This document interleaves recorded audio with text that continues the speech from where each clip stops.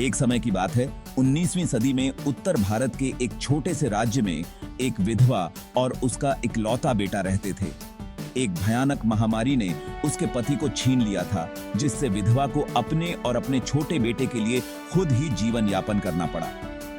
गुजारा करने के लिए वह अमीर शहरवासियों के घरों में छोटे मोटे काम करती, दिन रात मेहनत करती। जीवन कठिन था, लेकिन उसने अपने बेटे को पालने की पूरी कोशिश की, उसके बेहतर भविष्य की उम्मीद में। वह उसे स्थानीय स्कूल भेजने में कामयाब रही। सपना देखा कि शिक्षा उसे ऐसे अवसर प्रदान करेगी जो उसे कभी नहीं मिले। लेकिन लड़का शरारती था और अक्सर खुद को मुसीबत में पाता था। एक दिन स्कूल में रहते हुए उसने चुपके से एक दूसरे छात्र के बैग से एक नोटबुक निकालकर अपने बैग में रख ली। अपनी छोटी सी जीत से खुश होकर वह अपनी मां को चुराई हुई नोटबुक दिखाने के लिए घर की ओर भागा। उसे आश्चर्य हुआ, उसकी मां गुस्से में नहीं थी। इसके बजाय वह मुस्कुराई और उसकी चतुराई की प्रशंसा की। तुम कितने होशियार हो, उसने कहा। अगर तुम इस तरह चालाक रहे तो जीवन में आगे बढ़ोगे। उसकी प्रतिक्रिया से उत्साहित होकर लड़के का रास्ता तय हो गया, लेकिन अच्छे के लिए नहीं। जैसे जैसे दिन बीतते गए, लड़के की चोरी और बढ़ती गई। उसने बड़ी बड़ी चीजें चुराना शुरू कर दी, कपड़े, औजार, खाना, कोई भी कीमती चीज जो वह बेच सके। उसकी मां ने उसे कभी नहीं डांटा। इसके बजाय वह चोरी के सामान से अपने घर को भरते हुए और अधिक आरामदायक हो गई, जिससे उनकी गरीबी दूर हो गई। समय के साथ लड़के ने चोरी को अपना पेशा बना लिया और स्कूल जाना पूरी तरह से छोड़ दिया। वह शहर का सबसे कुशल और मायावी चोर बन गया। साल बीतते गए और वह लड़का, जो अब एक आदमी बन गया था, अपने अपराधों के लिए बदनाम हो गया था। उसने अपनी चोरी अब शहरवासियों तक ही सीमित नहीं रखी। उसकी महत्वाकांक्षा बढ़ती गई और उसने खुद राज्य के महल से चोरी करने का साहस किया। एक रात वह शाही कक्षों में घुस गया और धन दौलत और सोने के साथ फरार हो गया। लेकिन उसकी कामयाबी ज्यादा दिनों तक नहीं टिकी। राजा के सैनिकों ने उसका पता लगाया, उसे पकड़ लिया और जेल में डाल दिया। राज्य सदमे में था।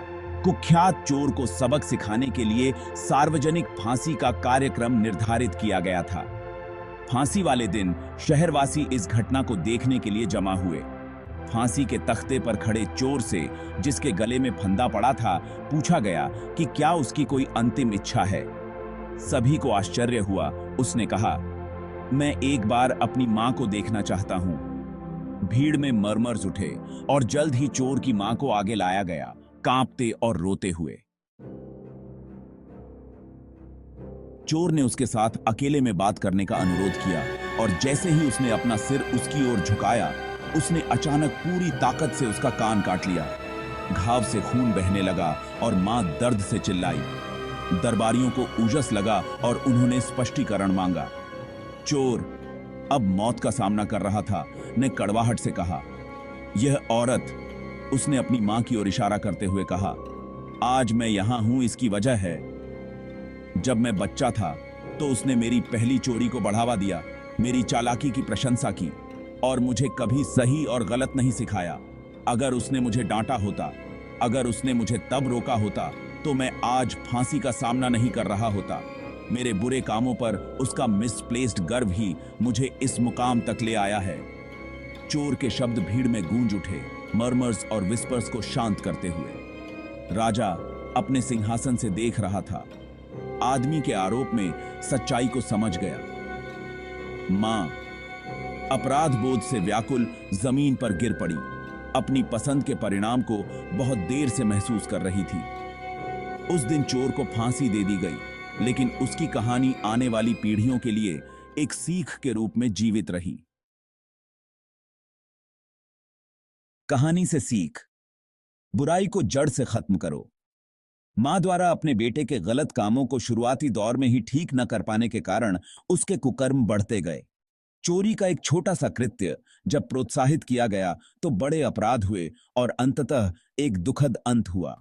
कहानी सिखाती है कि बुरे व्यवहार को, चाहे वह कितना भी छोटा क्यों ना हो, उसे बहुत खतरनाक बनने से पहले ही शुरुआत में ही ठीक कर देना चाहिए। 2. माता पिता की जिम्मेदारी करने की